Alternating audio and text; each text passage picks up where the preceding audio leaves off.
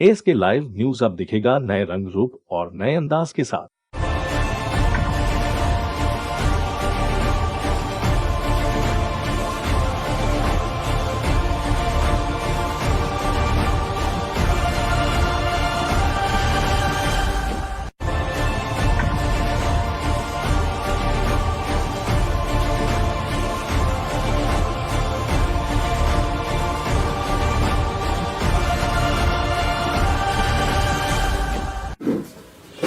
नमस्कार, स्वागत है आपका एसके लाइव में। और फिलहाल जो महा coverage Siliguri municipal corporation election की चल रही है एसके लाइव पर, उसी के तहत वार्ड नंबर 3 में हम मौजूद हैं। और वार्ड नंबर 3 से तृणमूल के उम्मीदवार हैं, कद्दावर उम्मीदवार हैं, डिप्टी मेयर रह चुके हैं इससे पहले कॉरपोरेशन में, राम भजन महतो जी। बहुत बहुत स्वागत है सर आपका एसके लाइव में। मैं नए साल का आंतरिक शुभेच्छा देता हूं एसके लाइफ के पूरे परिवार को। चाहता हूं कि नया साल सभी के लिए, हमारे 3 नंबर वार्ड के निवासियों के लिए, सिलीगुड़ी के निवासियों के लिए सुख और शांति लेकर आए।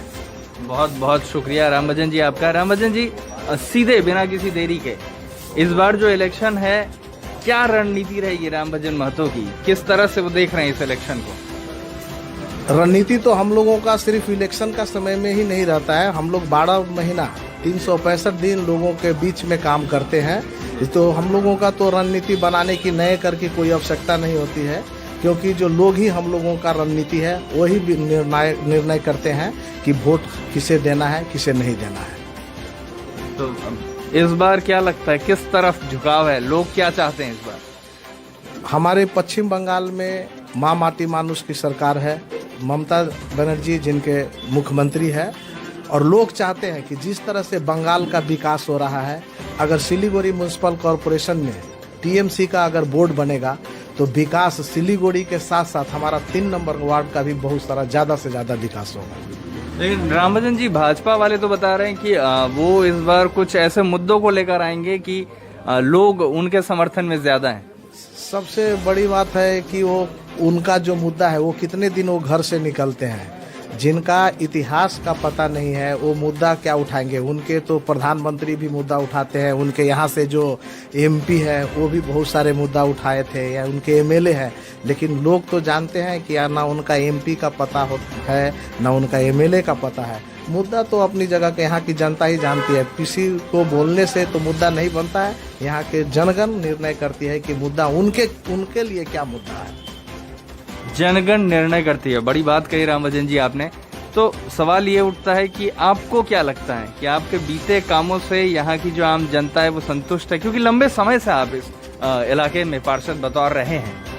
मैं ये नहीं कहता कि मैंने सभी काम को पूरा कर चुका हूँ, अभी भी बहुत सारा काम बाकी है हमारा 3 नंबर वार्ड में। और लोगों का जिस तरह से झुकाव है, वो चाहते हैं कि अगर मुझे अगर फिर से जीत के भेजेंगे तो उन लोगों का भी एक आकांक्षा है, हमसे उन लोगों का भी एक चाहत है कि हम ज़्यादा से ज़्यादा विकास का काम कर सकें। और लोगों का, मुझे ये बोलने की ज़रूरत नहीं है, जिस तरह से हम लोग प्रचार में उतरे हैं, लोगों का आशीर्वाद जिस तरह से मिल रहा है, आशा करते हैं कि पिछले सभी रिकॉर्डों को तोड़कर भारी से भारी मतों से हम इस बार जीत रहे हैं। 100% कॉन्फिडेंट हैं आप? 100%, 110% बोलिए, 5% बोलिए, सभी हम लोगों का कॉन्फिडेंस। आप देखते हैं होंगे कि यहाँ पे बहुत सारे पार्टी के लोग खड़े हैं, वहाँ उनके कैंडिडेट हैं, लेकिन हमारे ऑफिस की जो अवस्था, यहाँ पे जो जितने भी लोग हमारे साथ चल रहे हैं, सभी स्वच्छ भाव मूर्ति के सब लोग हैं। हम लोग उनको लेकर प्रचार करते हैं और यहाँ की जनता के हाथ में है, वो जो निर्णय करेगी वही सर्वोपरि होगा। जनता का निर्णय ही सर्वोपरि होगा। लेकिन राम भजन जी, एक बात बताएं कि ये जो इलेक्शन है, राम भजन महतो की क्या स्ट्रैटेजी होगी? किन मुद्दों पे जनता को वो लुभाने की कोशिश करेंगे? हम यहाँ पे जनता को सिर्फ इलेक्शन के समय में जो 22 तारीख का चुनाव है, हम जनता को झूठा प्रलोभन देकर के हम आपके लिए वो करेंगे, हम आपके लिए वो करेंगे, ऐसी मेरी कभी भी इच्छा नहीं रही है। और मैं जहाँ की जनता समझती है कि मैं उनके साथ, मैं बीते 22 साल से मैं यहाँ का काउंसिलर रह चुका हूँ। इससे 15 साल 17 साल मैं रहा हूँ। मेरी वाइफ थी 5 साल तक, लेकिन यहाँ की जनता जानती है कि वह कभी मैं किसी के साथ में झूठा वादा नहीं करता। मैं कोशिश करता हूँ कि उनके समझ जो भी बोलूँ उसको पूर्ण मैं करने की कोशिश करता हूँ।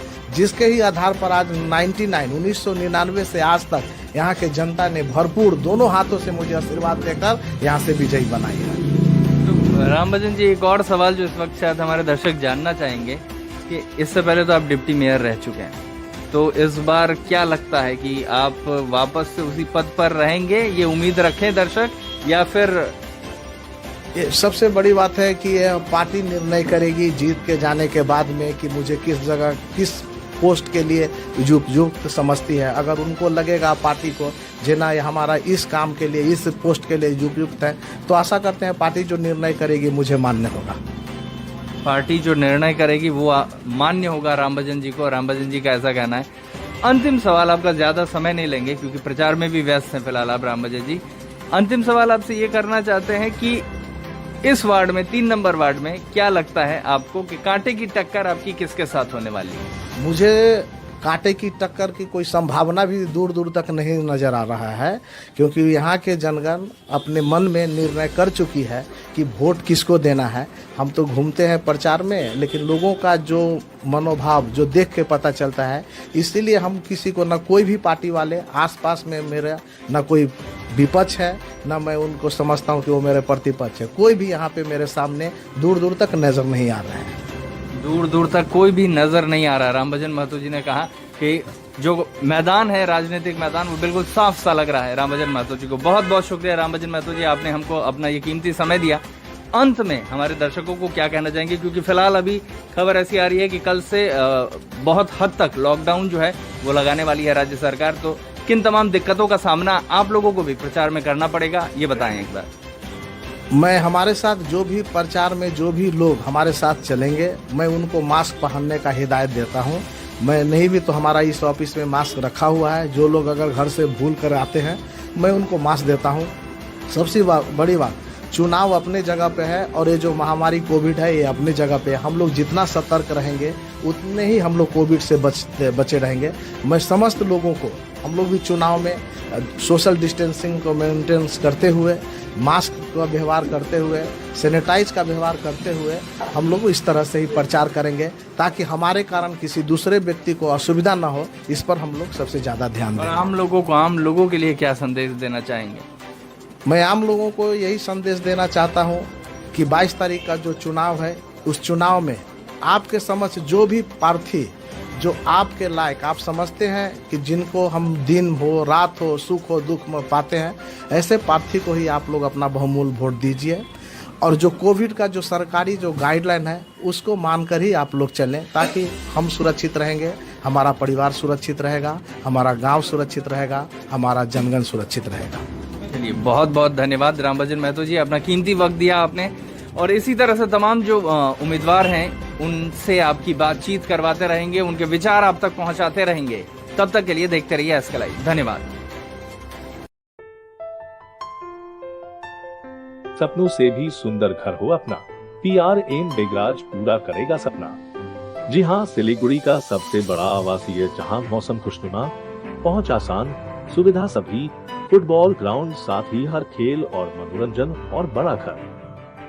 शहरों के बीच शहर होगा आपका आनंदविल, रागापुर, सिलीगुड़ी। PRM और Ajay Begraj group 9735122000।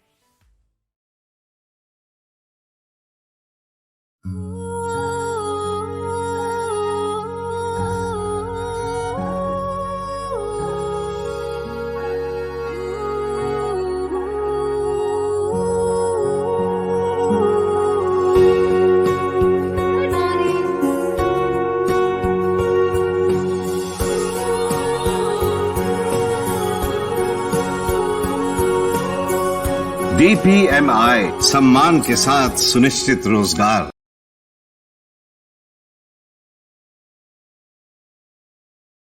Load shedding और पावर फ्लक्चुएशन से परेशान? इन्वर्टर और स्टेबलाइजर लगाओ, परेशानी से निजात पाओ। अगर एनवायरनमेंट का रखना है ख्याल तो सोलर एनर्जी का करो इस्तेमाल। जी हाँ, UPS, इन्वर्टर, बैटरी, स्टेबलाइजर और सोलर एनर्जी के लिए विजिट करें सुमित इम्पैक्स, पानी टंकी मोड़, सेवक road, Siliguri. Uninterruptible power supply का टोटल समाधान, मार्केट से कम मिलेंगे दाम। Contact us 9434062106। Damro celebrates happiness with happy prices on all its furniture collection for Christmas and New Year. For more details, visit your nearest Damro showroom or damroindia.com. घर का furniture ही घर की शोभा होती है। गेस्ट की नजर फर्नीचर पर ही पड़ती है। बेडरूम सेट से लेकर dining table, sofa set, wall unit, office furniture, leather sofa, Maharaja sofa इत्यादि। इसकी रेंज और कीमत को देखते हुए फर्नीचर का वन स्टॉप सॉल्यूशन है वुड से। Decor your dreams. Satyam plaza, near Bhaktinagar check post, Sevak road, Siliguri. Phone 9564130130। आपका भरोसेमंद channel S K live news अब दिखेगा नए रंग रूप।